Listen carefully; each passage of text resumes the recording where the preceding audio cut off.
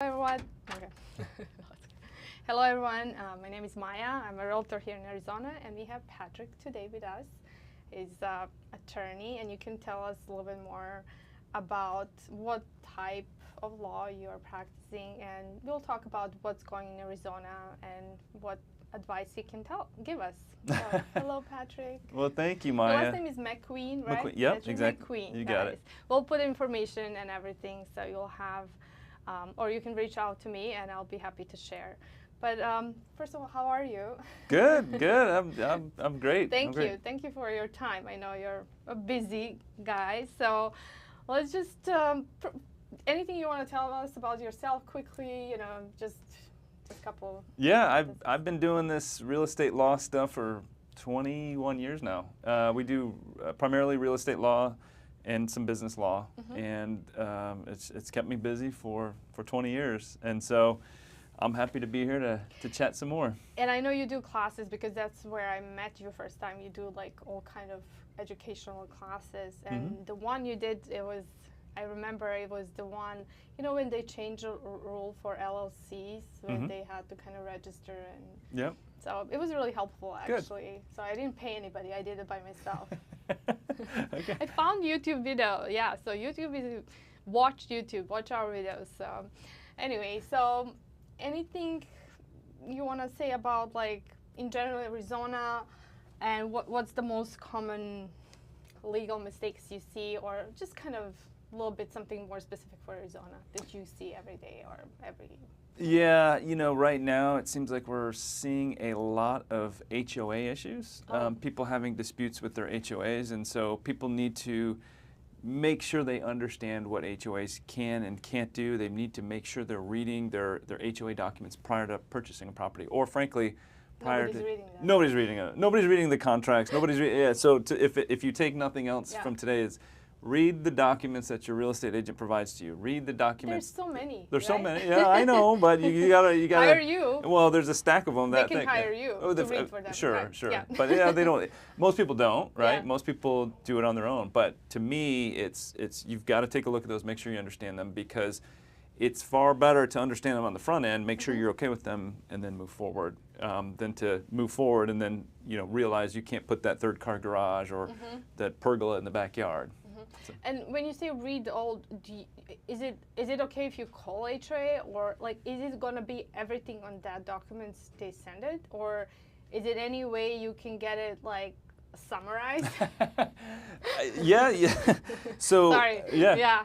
Time is everything, right? It is, and it does. I mean, it's going to take you a morning on the weekend or something to take a look at this stuff. I'm sorry to interrupt, but you know what I do with a client? Like, for example, I know if they have business of, I don't know, whatever business they have. So I know they will need extra, like they have a truck or like food, whatever, So maybe if you know you have some specific needs, call and ask and have in writing confirming, hey, that's okay or that's not okay. Yeah, I totally agree. So there are headings, there are tables of content in most of these HOA documents, and so you're going to know exactly where to go. Or if you have a specific question, then you can ask me or a real estate agent, whoever, title company, hey, what is the answer to X, Y, and Z, and they'll know where to look. But so there are ways. You don't have to read every single word. I don't recommend every single word.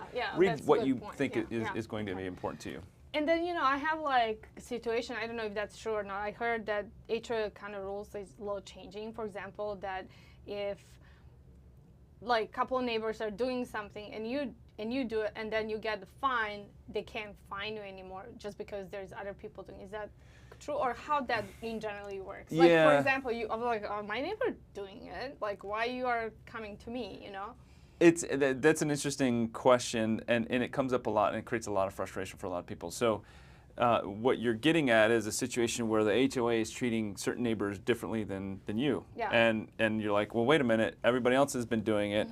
And so in those situations, you really have to get down to the bottom of it. Like, why? What is it that's different about me, and why you're targeting me for this type of stuff?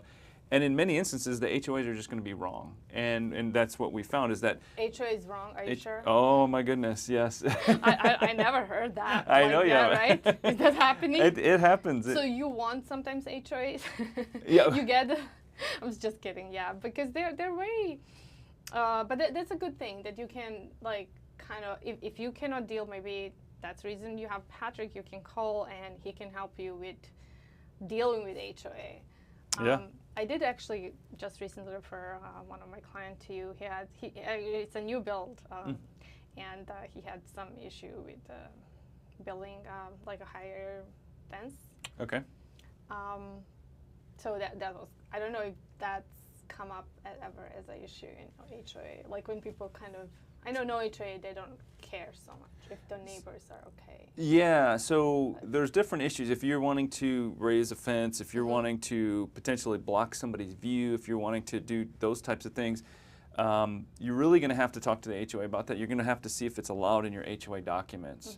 The interesting thing about Arizona, because you kind of asked, you know, what's unique out here, there's no right to a protected view. So like if we had a house next to each other and I put up a big fence or I put up a big wall and it blocked your view of Camelback Mountain or wherever you live, you really wouldn't be able to do anything against me. There's case law that says, hey, look, I can block your view and there's no guarantee, there's no automatic right to a view. Now, if there's a recorded document, a deed restriction, some sort of declaration, a set of CC&Rs that says you can't block other people's views, you can't have a second story, you can't do these things, well then you're violating those. So there's no automatic right outside of the CC&Rs, the declaration, the HOA documents, to have a view. Those CC&Rs, the declaration, may give you those rights. Okay, so is it possible to add that when you're buying a home? Possibly, but you're going to have everybody in the adjacent landowners agreeing to that as well. You can have maybe a new build a new build company that owns the property. You can have them put a restriction on your deed or the deeds associated with that. So there's a possibility that you can do that. Now some may say we don't have the time to do that. So just to understand, so pretty much if you raise it, they cannot do anything about that, or you still have to have approval from HOA to do it? No, in most situations you're going to have approval to do it. Yeah. But like you said, like. But if you're not in an HOA, you may okay. not need to have that approval. Oh, okay. Yeah, so if you're in an HOA, well, let's start this way. In Arizona, there is no guarantee. There's case law that says you are not guaranteed to have a view. So you're not guaranteed to have a view of a mountain, etc. So that means that somebody up the mountain from you or up the road from you can put up a fence that blocks your view. They can put up a second story that blocks your view. But in many instances, there's a deed restriction, or there is a set of CC&Rs, or there's something that's recorded that says, we can't build here like that. We're not going to do that. So the parties who originally developed the land can basically say, we're going to restrict this so that nobody is putting in things that block other people's views. Another thing why you should read your documents. 100%. And is that title or HOA? Like who's going to be like the people could be who both. Can ask? Yeah. You can ask both, yeah. You know, the title company and the HOA may be able to point you to the provisions, but you're going to have to read it and you're going to have to understand it yourself. That's where I come in and I can say, well, this allows you to do X, Y, and Z, but not, 1, 2, and 3. Okay. Whereas the title company, the HOA, they're not going to really want to give you legal advice. They're going to say, here's the provision.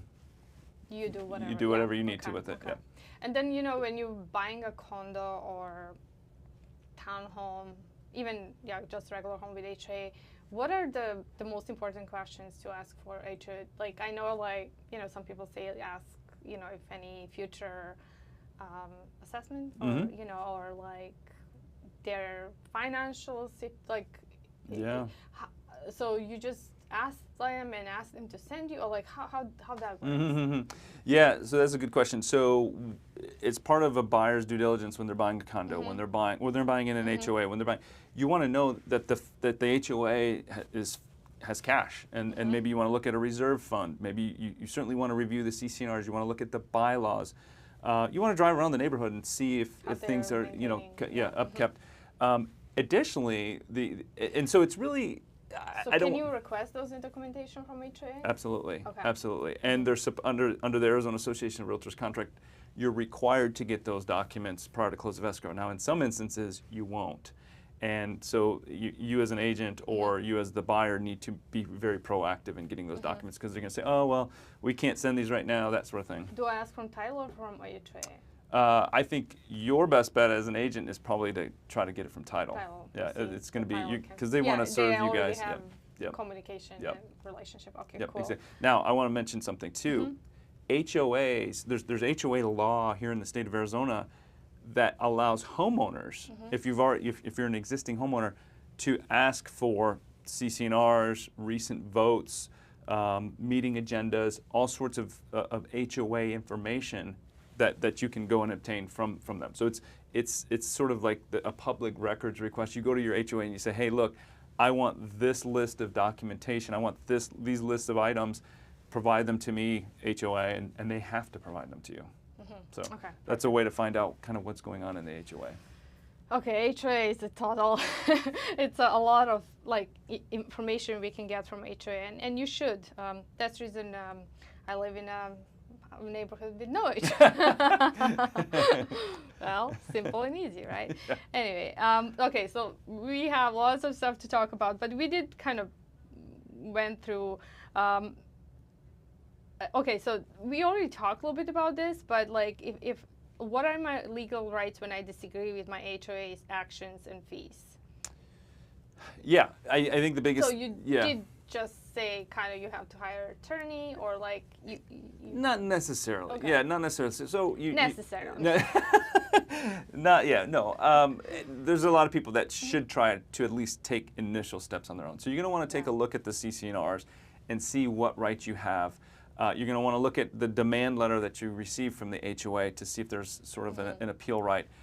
You're going to want to gather as much information as you can from either other homeowners, those types of things, to be able to sort of say, hey, I don't think this is right. Something's going on. And a lot of situations involve people requesting those documents pursuant to their rights to get those documents, and they can see, wait a minute, the HOA is awfully, penalizing a lot of people right now. I wonder what's going on. I wonder why that is. I wonder why they're using this company. I wonder why they're using. And so that statute that allows you to do that is very, very important. And so if you disagree with what's going on in your HOA, you should attend board meetings, which not a lot of people want to do. You should ask questions, which not a lot of people want to do. And then you should investigate the documents to see if the documents sort of jive with what you're hearing and what's going on. Now, you could take it to an extreme and start seeking to get rid of board members if you wanted to. That's a right. That's my next question. Okay, good, yeah. I was like, transitioning well this here. This is a good one. Can we replace HOA board members? Can you replace HOA board members? There is a way in the state of Arizona. I don't know the name of the statute off the top of my head. Okay, that's but fine. Yeah, there is a way. I don't memorize them all.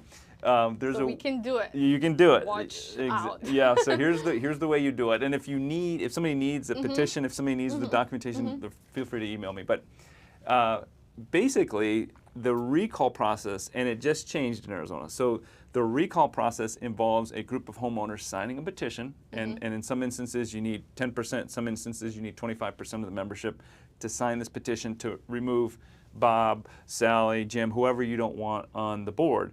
That petition is then submitted to the board, and a special meeting, a special recall meeting to recall these people or not recall them, is supposed to be held within 30 days, okay?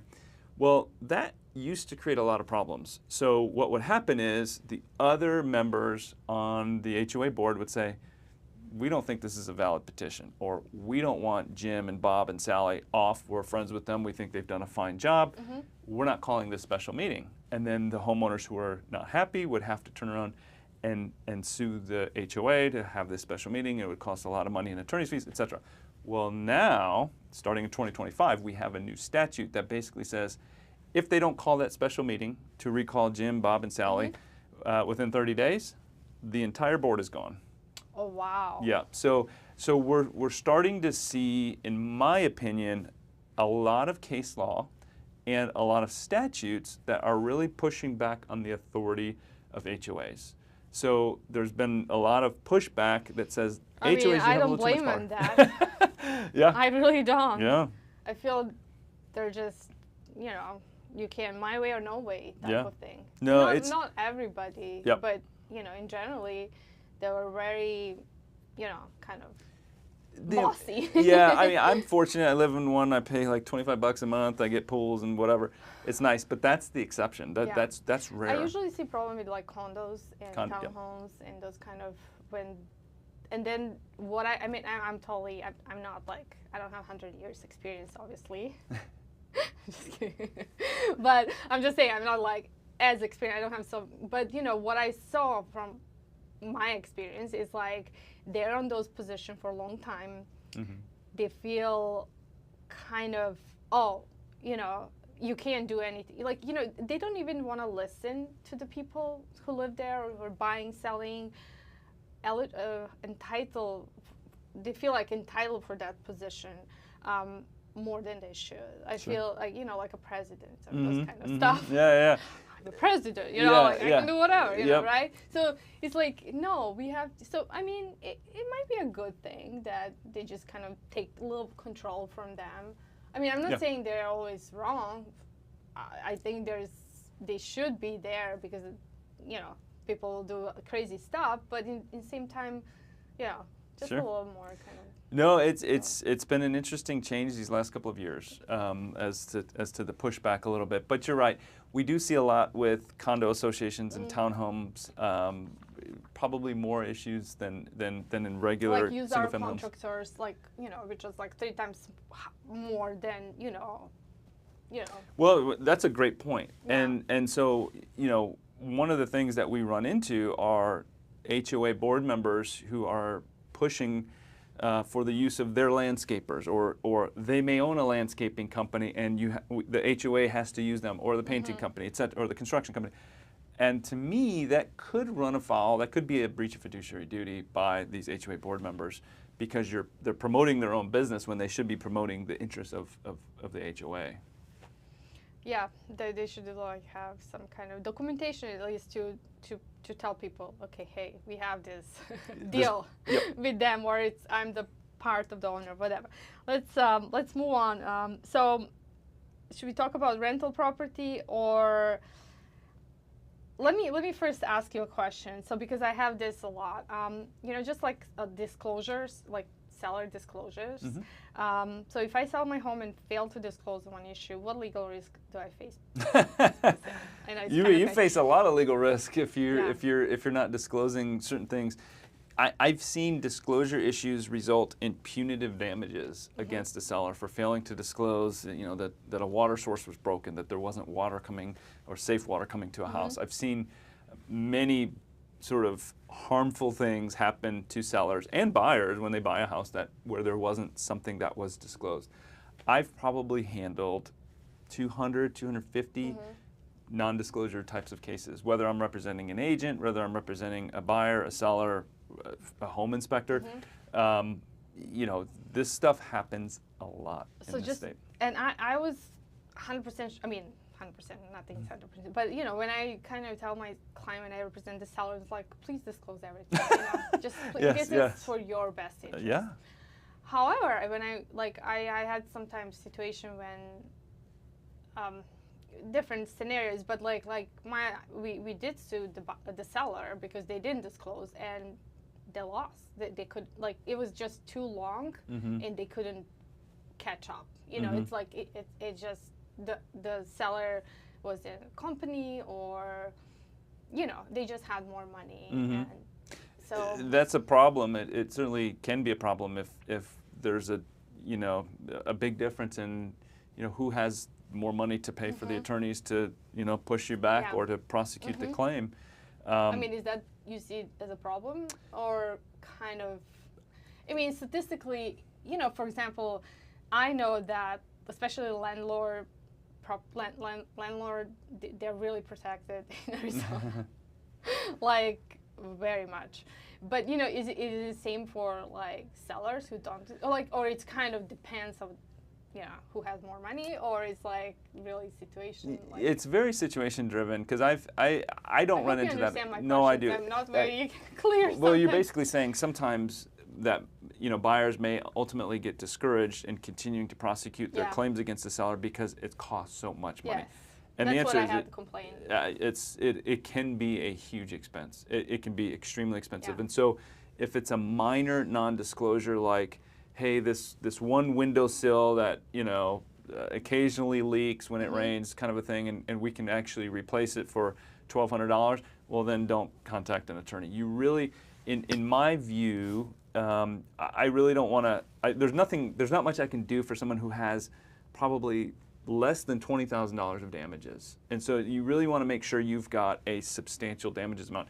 The other, so it will worth your time and their time and their money is really what it is. I mean, if they want me to do it for under 20, you know, if they have damages under 20,000, I'm going to say, look, you need to take this in stages. This is not something you need to go and, you know, blast away a bunch of money unless you really want to. It just doesn't make financial sense in many of those situations when it's 20 or less. What I do like, though, and what we have some success with, or a lot of success with, is the mediation provision in the standard form Arizona Association of Realtors contract.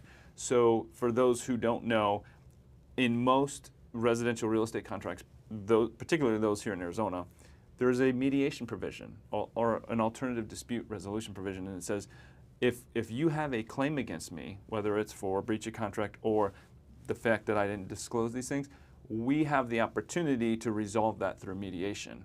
And what we do in those mediations is we try to hire maybe a retired judge or somebody who's got a lot of experience in this particular area to kind of put pressure on both parties to settle, so they don't have to spend, you know, 6 figures in trying to get this thing resolved. Yeah. So mediation is key. So is that your kind of, as attorney, is that your goal to find resolution? Or, I mean, is that better sometimes than like winning completely? I mean, just kind of random you know, questions. that's a great question. Like, is it win-win or I win? You know, kind of. That's an interesting question. You know, I don't have a particular philosophy other than I'm going to take direction from the client. And so if the client wants to go all the way and, hey, I want to take this all the way because I really want to prove that this happened and so that it doesn't happen again, well then, you know, that's kind of what we're going to do, even though I'm coaching at the side that says, hey, that might not be the best route. If you understand what I'm telling you, that it's going to be expensive, it's going to be time consuming, you're going to get sick of me, etc. If you're okay with that, then let's go. Fine, we'll do that. But in most situations, I would say it is usually beneficial to do some form of win-win or some form of mediation where, you know, you settle. That's my approach in negotiations in generally in life. Yeah. It's less expensive usually that way, and you know, in mediations, the goal, and this kind of sounds funny, but the goal is to have both parties leave the mediation unhappy but done. So both people, so nobody wins, but nobody loses. Yeah. But you're done. You never have to get another bill from me. You never have to talk to me again unless you want to. You know, that sort of thing. So. That's a good thinking of fun. Just a quick question. So when I have like inspections and, you know, we, like if I present the seller, so the buyer requests those repairs and then you get inspection report and you get the BINSR and you send to the people to give you estimate. And for example, if, you know, sometimes do they have to come physically to the property and, or like, is their report saying everything is okay? Is that enough for seller to be protected? Or you need to kind of say, hey, you need to come and look?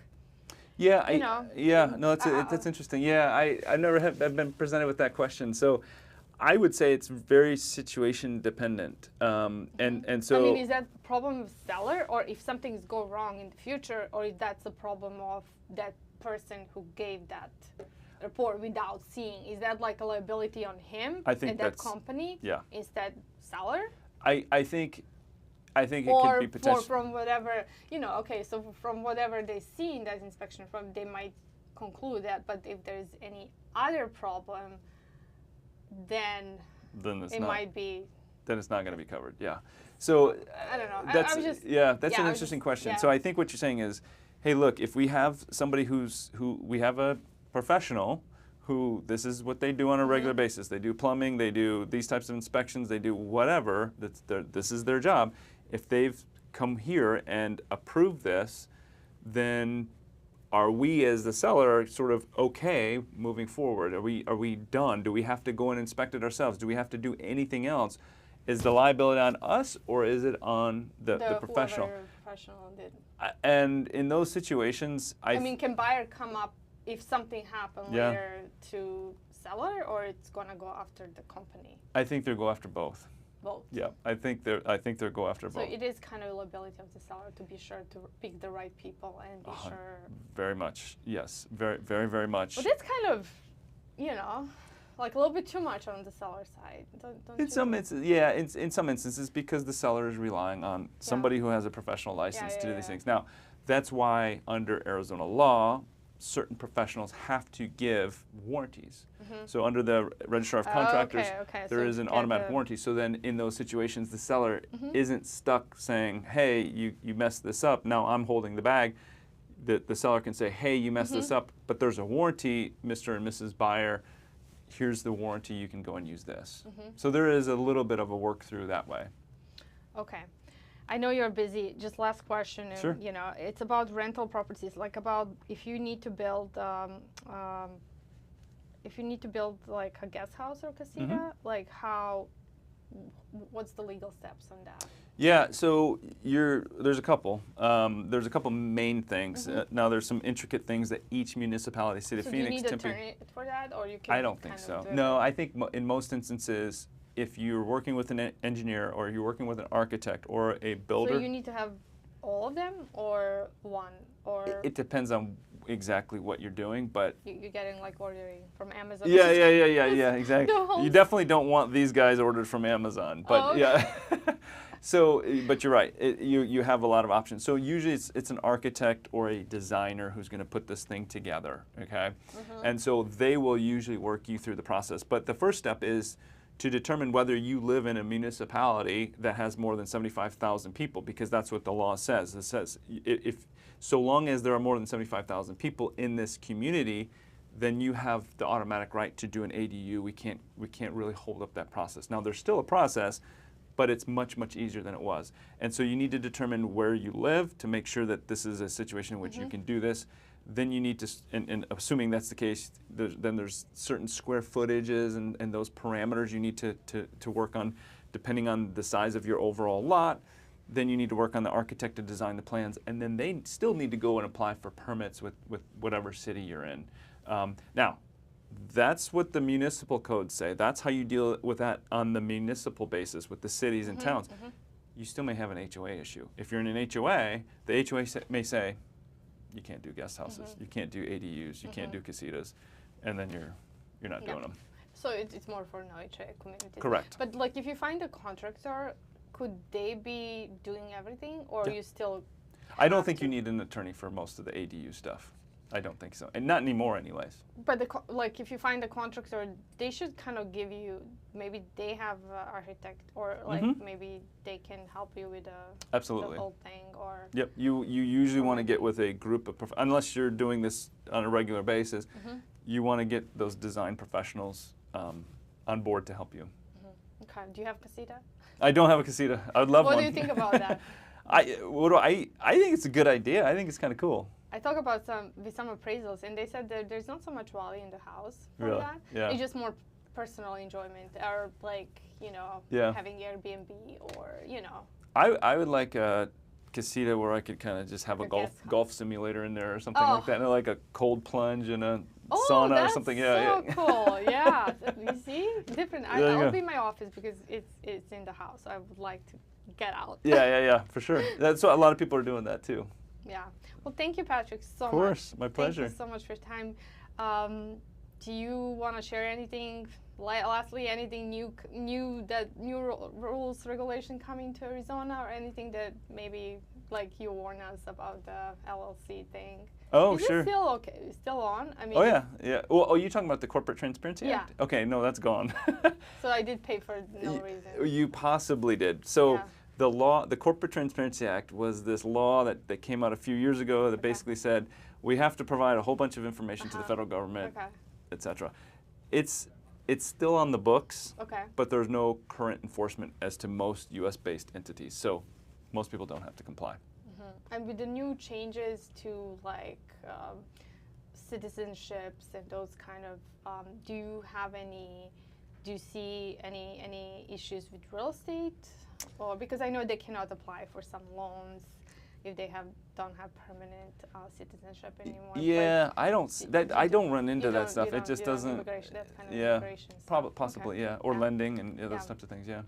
Well, anything else to add, or that's I it? just remind people read the documents, listen Okay. to your real estate agents. You know, Listen don't to your yeah. listen. To Perfect. I wish, but no, I have clients who listen and hear, and sometimes they don't, but it's okay. We are here to help anyway, and if you have any questions, you can contact Patrick, or you can comment below the video, and we'll see you probably sometime soon. Patrick, do you have any classes coming up soon, maybe? You know, I do. I probably do one a week right now. Oh, wow. Yeah, I do one a week, and that's what I love doing. Is getting out there and teaching. What do you do usually? We did one recently on short-term rentals. Oh, we did one. I didn't. Who did you do that with? I don't remember. Title company. Title company, Yeah. okay, so, okay. But yeah, we try to do them There's so on a regular many basis. can't- I know. yeah, There's just yeah. exactly. Do you but have like a newsletter we can sign up, or we do. Like, Yeah. yeah. Okay. Yep. So if you want to just shoot me an email, Okay. we can get you on the Okay. mailing list, and Perfect. And we do try to be you- helpful with that stuff. Do It's you not- share the events or no? Or that's kind of the title side? Yeah, normally the title side. Sometimes we'll do a video on Instagram or something like that, promoting it if it's a bigger one. But, Okay. But yeah, normally the title companies will get that information And out. you don't have like YouTube videos or something? We do have a YouTube channel. Yeah, it's Medalist Legal. So Okay. we've got 20, 30 videos on there, and we're updating that That's regularly. perfect, yeah. Yeah. So that's helpful. Well, thank you so much again. My pleasure. Okay. My See you pleasure. Happy to soon. do it. Okay, All right. thanks. Thanks. Bye. Awesome. Thank It's easy. you so much. Of course. Let I'm me know sorry if you it ever want to took do this again. Longer but yeah, if something, if I have any